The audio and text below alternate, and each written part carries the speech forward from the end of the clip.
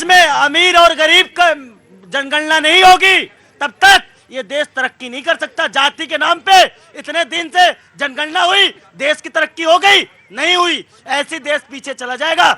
और कहते हैं मोदी सरकार ने क्या किया? भाई सर जी, मोदी सरकार ने पहले देश में 387 मेडिकल कॉलेज थे, आज वही 692 मेडिकल कॉलेज। रुको तुम एक मिनट, क्या नाम तुम्हारा? मेरा नाम है रवि दुबे। रवि दुबे, कहाँ के रहने वाले हो? मैं रहने वाला वैसे तो जौनपुर का हूँ। वैसे तो मतलब क्या जौनपुर का हो? जौनपुर का रहने वाला हूँ। जौनपुर के रहने वाले। काम क्या करते हो? काम मैं सर सामाजिक कार्य करता हूँ। मुझे लग रहा तुम नहीं तो मुझे लग रहा पटरी तुम्हारी उधर ही चुनाव की तरफ जाएगी। चुनाव की तरफ नहीं सर, मैं आंकड़े के साथ काम गिना दूंगा।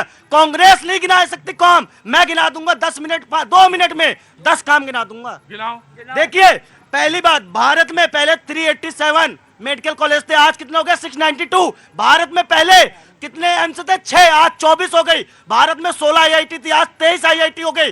भारत में 723 यूनिवर्सिटी थी, आज 1472 यूनिवर्सिटी हो गई। पहले भारत में कितने मेगावाट बिजली पैदा होती थी? पूरे साल में 2.34 मेगावाट लाख बिजली पैदा होती थी, आज वही 4.17 मेगावाट बिजली।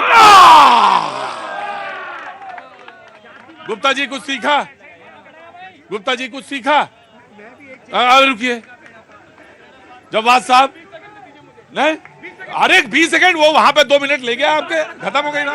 प्रतीक भाई ले गया 2 मिनट ले। प्रतीक भाई, जाति इस देश की आपने कहा सच्चाई है, और जाति जो नई जाति एक बार चिपक गई तो चिपक गई, लेकिन अब वो धर्म बदल सकता है। धर्म बदला इस मुल्क में, धर्म बदला, लेकिन जाति नहीं हटी।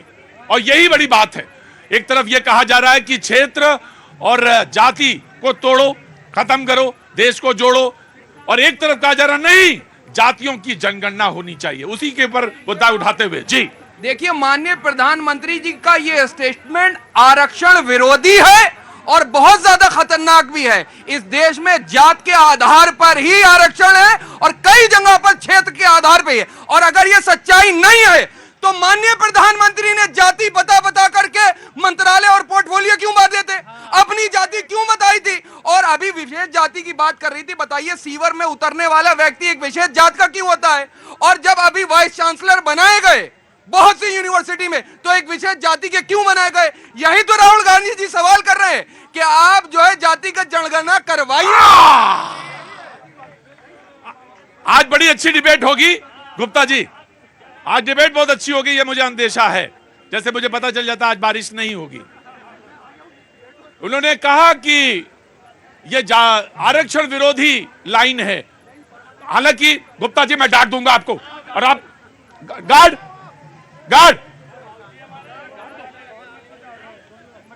मतलब उम्र का ख्याल रखिएगा बस गुप्ता जी।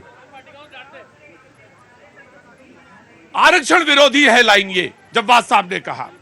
हालांकि संख्या बहुत कम है बाबूजी, संख्या बहुत कम है, लेकिन अभी आवेदन दिया गया वो कर्मचारियों के लिए जो हमारी आप सबके लिए सेवा में ऑफिसेज में रहते हैं, उसमें सारी जाति, हालांकि अभी संख्या बहुत कम है। MA पास भी उसमें थे, और वो लोग भी आए थे जो लोग कहते रहे कि हमारा काम तो ये नहीं है, हमारा काम तो कुछ और है समाज में, वो सारे लोग शामिल। हालांकि संख्या बहुत कम है अभी भी, लेकिन एक दर्शक ने कहा कि इस देश में अमीर और गरीब के बीच में बात होनी चाहिए, ना कि जात और क्षेत्र पर। मैं आया पहले इनका राइट जी, जब बात तुम्हारी बात ले ली, आगे बढ़ा दी हमने। जब आप बेरोजगार, इससे ये अंदाजा लगाइए कि बेरोजगारी कितनी चरम पे है कि एक पढ़ा लिखा MA पास PhD पास एक पियोन की नौकरी के लिए तरस रहा है, और भारतीय जनता पार्टी के लोग जो है आज भी इस चीज को मानने को तैयार नहीं है कि देश के अंदर 45 साल की अब तक की सबसे ज्यादा भयंकर बेरोजगारी है। उस डाटे को भी जो है ये नकरा देते हैं। अगर ये बहस यहां पे हो रही होती MA पे, मैं चाहता हूं ये बहस हो MA पे कि मैं MA पास हूं, लेकिन इस पर बात नहीं है। मैंने लाइन इसलिए खींची थी कि वो MA पास थे, और MA पास कई सारे लोग थे, लेकिन वो गए किसी जाति विशेष के लोग थे जो कहा कि मुझे भी नौकरी अब यही करनी है, मैं भी वो कर लूंगा जो बरसों से पीढ़ियों से वो लोग करते आ रहे हैं, मैं भी तैयार हूं। हालांकि संख्या अभी कम है, बहस को आगे बढ़ाते हैं जी। नहीं, बेरोजगारी आई है, इसमें दो राय नहीं। बेरोजगार 2 लोग हुए हैं। पहला राहुल गांधी बेरोजगार हैं 14 के बाद से, और अखिलेश यादव बेरोजगार हैं 22 के बाद। और रही बात जातीय जनगणना की, तो आपको याद होगा कि जातीय जनगणना नहीं, नीतीश कुमार और भाजपा की सरकार थी जिसका श्रेय नीतीश कुमार और तेजस्वी ले रहे हैं। सारे समीकरण पर, जातीय, सामाजिक, आर्थिक, सारे समीकरण पर 27 बिंदुओं पर वो आंकड़ा आया, वो सर्वे था। और उस आंकड़े के बाद एक आंकड़ा कि इतने ये जाति, इतने ये जाति, बाकी 26 आंकड़ों को अपनी जेब में डाल लिया कांग्रेस और तेजस्वी और नीतीश ने।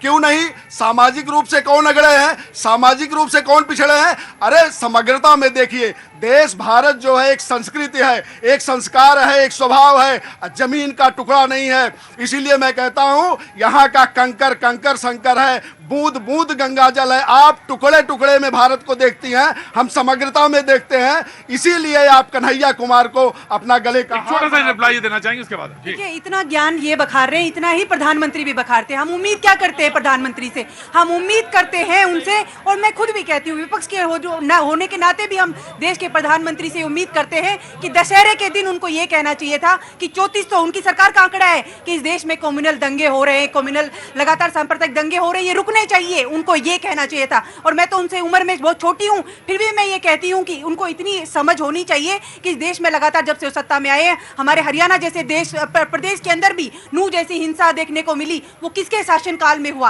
अरे मैं कह रहा हूँ तो 65-70 साल किसका शासन था? आपका शासन था ना। अगर 45 करोड़ लोग बैंक के खाते नहीं थे, वो किसने नहीं किया? आप चाहती थी कि बैंक के खाते ना हो। आपके प्रधानमंत्री राजीव गांधी कहते थे कि हम यहां से 1 रुपया भेजते हैं तो 15 पैसा पहुंचता है, बाकी कांग्रेसियों के जेब में चला जाता है। इसलिए आपने शौचालय क्यों नहीं बनवाया गरीबों का? आपने मंडल कमीशन की रिपोर्ट आ गई थी, आप दबा के बैठे रही कि ओबीसी और बैकवर्डों को आरक्षण न मिला। आज बताती हैं 3 सेक्रेटरी हैं। किसका शासन था? 65-70 साल आपने शासन किया है। हाँ जी, कहाँ से आए? आरक्षण की बात कर रहे हैं। कहाँ से आना हुआ? बिहार का रहने वाला हूँ। अरे बाप रे बाप, वही से लौ जली है। बिल्कुल। तो कहाँ से आए? बिहार से? कहाँ से? रोहतास जिला से। रोहतास जिला, जय हो। बिल्कुल एकदम बॉर्डर वाले हैं आप, यूपी के। हाँ। बोलिए। बोल रहा था कि ये आरक्षण हमें बता दें, कांग्रेसियों ने कितने साल के लिए अम्बेडकर जी ने लगाया था। देश पर देश का कलंक था। और रिजर्वेशन वो सिर्फ 10 साल के लिए था, और वो नौकरी में रिजर्वेशन, प्रमोशन में रिजर्वेशन, पढ़ाई में रिजर्वेशन, मेडिकल सीट में रिजर्वेशन, हर जगह रिजर्वेशन। मैं आपसे कुछ नहीं पूछूंगा, अमूमन मैं नाम पूछ लेता हूं, लेकिन मैं आपसे नाम नहीं पूछो। लेकिन मैं आपसे एक बात, हालांकि उसका एक सवाल का जवाब ये भी हो सकता है, दूसरा भी, लेकिन ये बात सच है कि बरसों से नहीं, पीढ़ियों से नहीं, शताब्दियों से, कितनी शताब्दियों से टैलेंट के आधार पर होना चाहिए, रिजर्वेशन खत्म होनी चाहिए, होना चाहिए, टैलेंट के हिसाब से होना चाहिए। लेकिन अवसर किसके पास ज्यादा गए और अवसर किसने लिए, ये भी ध्यान रखिएगा। और उसका एक पहलू यही है रिजर्वेशन का। जी लो, आम आदमी पार्टी जी। प्रतीक भाई, कथनी और करनी में फर्क होता है। मैं आ रहा हूं। प्रधानमंत्री जी कहते कुछ हैं, करते कुछ और हैं। जाति को खत्म करने की बात करते हैं, खुद बोलते हैं मैं ओबीसी हूं। अगर भारतीय जनता पार्टी प्रवक्ता जाति जनगणना की समर्थन करते हैं तो प्रधानमंत्री जी को बोलना चाहिए हम जाति जनगणना करा रहे हैं। उसे छुप क्यों रहे हैं, उसे भाग क्यों रहे हैं? आज हिंदुस्तान के 140 करोड़ जनता के सामने भारतीय जनता पार्टी के सबसे बड़े नेता नरेंद्र मोदी जी के विश्वसनीयता पे सवाल है। जब लाल किला के प्राचीर से बोलते हैं हमें भ्रष्टाचार खत्म करना है, और सारे भ्रष्टाचारियों को अपने पार्टी में लाकर के उसको मंत्री पद देते हैं। ये कहते हैं महिलाओं की सुरक्षा करना है, और सारे इनके खुद के सांसद हमारे खेल के जो हमारे महिलाएं बहन और बेटियां हैं उनके खिलाफ, उनका फोफड़ करने कार्य करते उस पर कुछ नहीं बोलते। उन हमारे बेटियों के इनके खुद के नेता हत्या करने का कार्य करते उस पर कुछ नहीं बोलते। जब ये कहते हैं कि हिंदुस्तान के अंदर ये सब खत्म होना चाहिए, तो खुद को और अपने जितने भी नेता इनके मंत्री उस पर जात पे आधार पर क्यों बांटते हैं, ये सवाल। जी मैं आया, बिल्कुल आया जी। वेरी क्विक सर, आप बात कर रहे थे एमए की। अरे आपने 370 लगाकर कश्मीर में दलित पीएचडी कर लेता था, लेकिन कहते थे तुमको चपरासी भी नहीं बनने देंगे, तुमको सिर्फ नाली साफ करना है। ये 370 आपने लगा के दलितों का आरक्षण का अधिकार छीना था। और आप कहते हैं कथनी और करनी। अरे 2 कमरे का मकान से शीश महल में रहने लगे, कथनी और करनी की बात करते हो। आए थे भ्रष्टाचार मिटाने, आधा पार्टी, पूरी पार्टी और आधा पार्टी, पूरी कैबिनेट तिहाड़ में बैठी हुई है, और ये भ्रष्टाचार की बात करते हो। अरे शर्म आना चाहिए कि महिला संतोष कोहली की हत्या की सीबीआई जांच की मांग करते हुए आपने पार्टी बनाई। जैसे अब सत्ता में आए संतोष कोहली को भूल गए। और सर जवाब भाई कह रहे थे जाति, मोदी जी ने तो जाति गिना, उन्होंने कहा 2 जाति है, एक अमीर एक गरीब, और 38 करोड़ गरीबों को हमने अमीर में बनाया, गरीबी उनकी खत्म की। ये होना चाहिए। प्रतीक भाई, आप जो बात कह रहे हैं मैं कई जगह पे आपकी बात से सहमत हूँ। जातिवाद भी खत्म होना चाहिए, यही कह रहे हैं ना, और क्षेत्रवाद। मैं कह रहा हूँ जुमलेवाद भी खत्म होना चाहिए। 2014 से जो जुमलेबाजी चल रही है देश के सामने, उसको खत्म होने की जरूरत है। देश के अंदर अगर बात होना चाहिए तो लोगों के हितों की बात होना चाहिए।